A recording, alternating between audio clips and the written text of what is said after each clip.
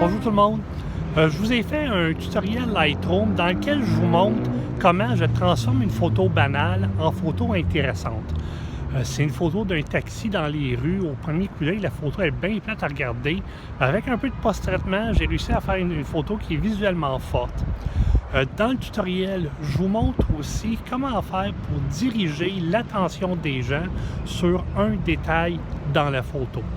Alors, ouvrez votre ordinateur, prenez-vous une photo dans Lightroom et suivez les étapes du tutoriel. Bye bye! OK, alors voilà la photo que je vais travailler. C'est une photo de taxi que j'ai prise au centre-ville. J'ai utilisé un objectif de 50 mm 1.4 pour faire la photo. J'ai fait la photo en utilisant une vitesse d'obturation lente et j'ai fait un léger panning. Comme ça me permet d'avoir du mouvement dans la photo. Si on regarde la photo, on voit là qu'il y a un effet de traînée dans l'image.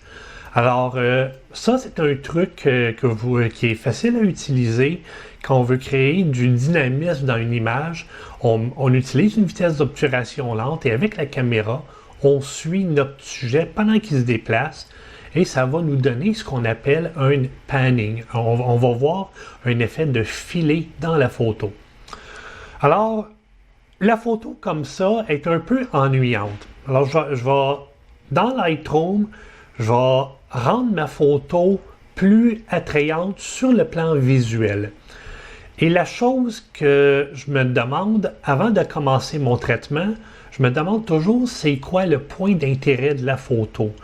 Et ici, le point d'intérêt de la photo, c'est la petite lucarne taxi qui est sur le dessus de la voiture. Alors, je vais m'arranger lorsque je vais traiter ma photo pour diriger les yeux des gens vers la petite lanterne taxi. Alors, on s'en va dans le mode développement. Première étape, la fameuse courbe. Alors, vous avez différentes courbes ici dans l'onglet courbe des tonalités.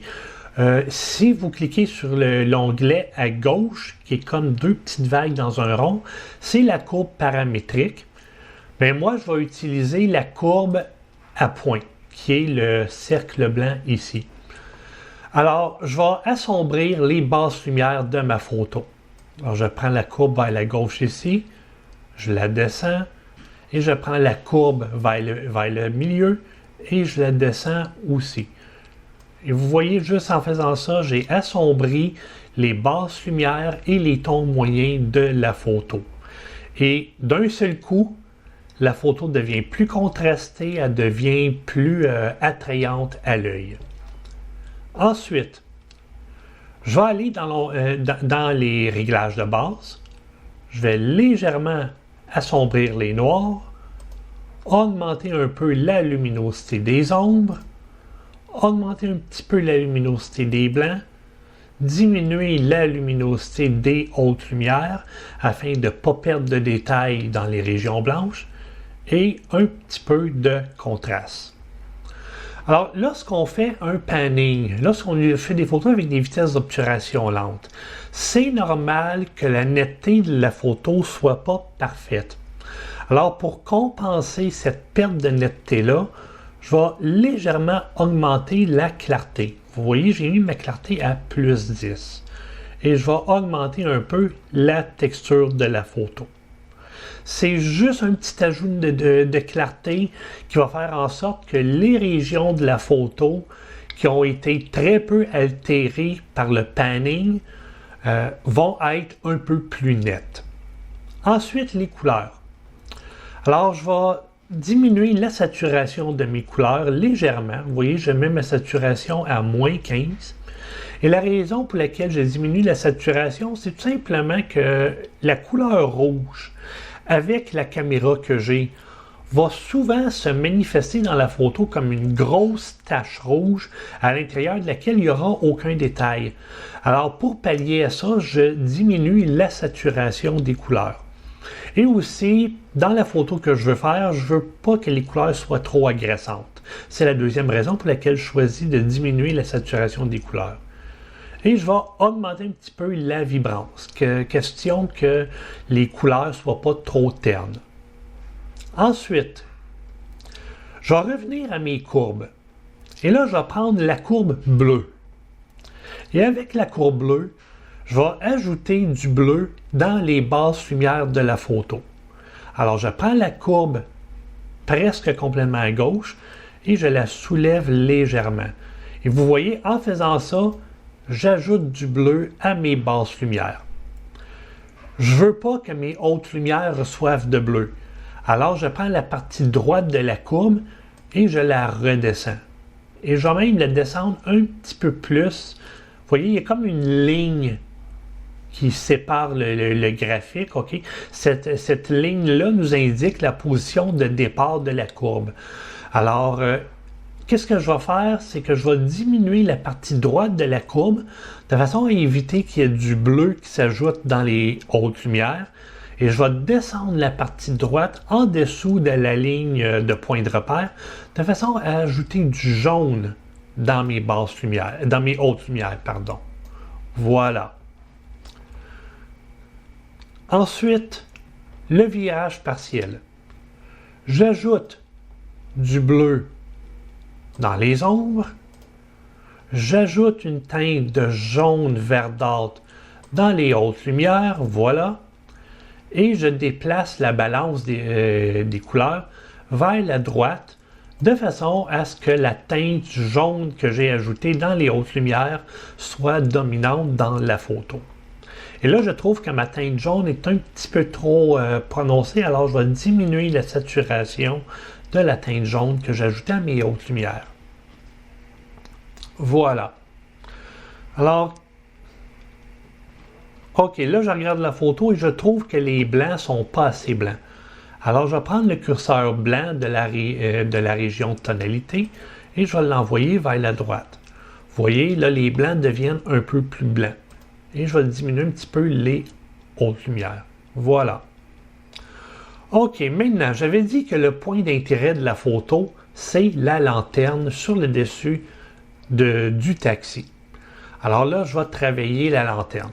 La première chose que je vais faire, je vais tout simplement prendre un pinceau et avec le pinceau, je vais augmenter l'exposition de la lanterne. Voilà, comme ça ici. Et je vais aussi augmenter la clarté de la lanterne pour que la lanterne soit vraiment très nette. Alors j'augmente la clarté et j'augmente la texture pour avoir une lanterne bien nette. Et je vais aussi augmenter la luminosité des blancs. Voilà comme ça ici. Et si je dézoome, vous voyez là, ma lanterne devient vraiment très très nette. Ma lanterne là est lumineuse, puis elle attire l'œil. Ensuite, je vais accentuer encore un peu plus la lanterne en utilisant un filtre radial. Et je vais utiliser le filtre radial pour diminuer l'exposition de la photo. Et je vais diminuer l'exposition de l'image tout autour de la lanterne. Et là, pour voir où mon filtre radial est appliqué, je clique en bas sur « Afficher l'incrustation du masque ». Là, vous voyez, partout où c'est vert, l'effet du filtre radial va être appliqué. Alors, je place le filtre radial comme ça autour de la lanterne.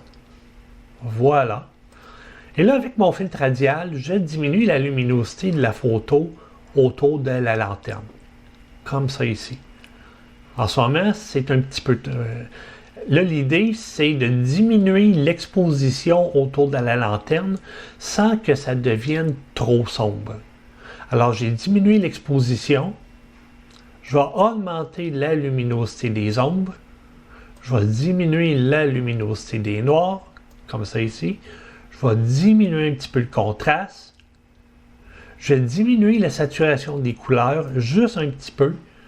Et je vais diminuer la température des couleurs de façon à ce que les couleurs autour de la lanterne soient légèrement bleutées. Voilà comme ça ici. Et je vais augmenter un peu la luminosité des blancs. Voilà. Alors si on regarde sans le filtre radial, avec le filtre radial. OK, c'est peut-être un peu trop bleu autour de la lanterne, alors je vais augmenter la température. Vous voyez, je mets la température à -4. Alors, je regarde sans le filtre radial, avec le filtre radial. Et là, la lanterne est bien mise en évidence. Ensuite, OK, je crois que ce serait intéressant si le reflet dans les vitres du taxi serait un peu plus lumineux. Alors, je vais zoomer ma photo. Pour zoomer la photo, le truc, c'est que vous menez la touche contrôle enfoncée et vous jouez avec la roulette de la souris. La photo va zoomer et dézoomer, dépendamment dans quel sens que vous tournez la roulette de la souris. Et là, je prends le pinceau, j'augmente l'exposition, je diminue la saturation des couleurs, j'augmente la netteté, et avec le pinceau, je vais passer là où c'est blanc sur le pare-brise de l'auto. En ce moment, l'effet du pinceau, c'est là, ça devient beaucoup trop lumineux.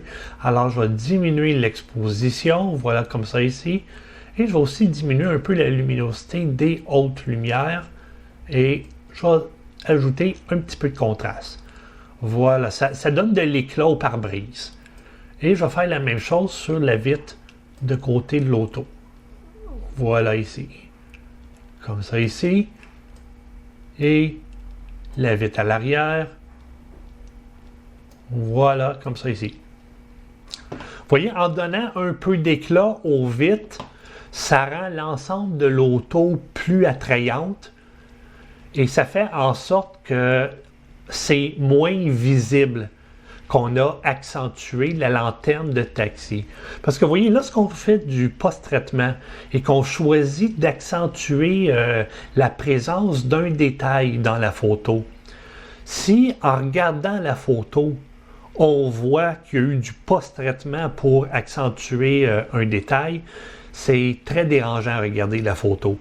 Alors, il faut toujours s'assurer que le travail qu'on fait pour accentuer la présence d'un détail soit subtil. Alors, j'ai accentué la présence de la lanterne du taxi, mais pour éviter que ça soit trop visible, j'ai aussi un peu accentué les reflets dans la vitre de l'auto. Comme ça, ça fait deux détails qui ont été légèrement accentués et les reflets dans la vitre de l'auto sont moins accentués que la lanterne de taxi. Alors, c'est juste une question de balancer la présence des détails dans la photo. La subtilité est le mot d'ordre ici. Alors, dernière chose, cadrer la photo. Alors, étant donné qu'avec moi, je diffuse sur Instagram, je vais utiliser le ratio paysage d'Instagram, c'est-à-dire le ratio 5:7. Voilà, comme ça ici. Et je vais cadrer ma photo en plaçant la lucarne taxi presque sur un point de rencontre de la règle des tiers. Et touche finale, pour faire en sorte que le regard des gens reste à l'intérieur de la photo, je vais ajouter un petit peu de vignettage. Voilà, comme ça ici. Un très très léger vignettage. Et pour être certain que mon vignettage soit très subtil, je vais utiliser un vignettage incrustation de peinture. Vous savez, le vignettage incrustation de peinture est vraiment très subtil. Vous voyez, sans le vignettage, avec le vignettage. Et voilà, j'ai transformé une photo de taxi bien banale en une photo intéressante.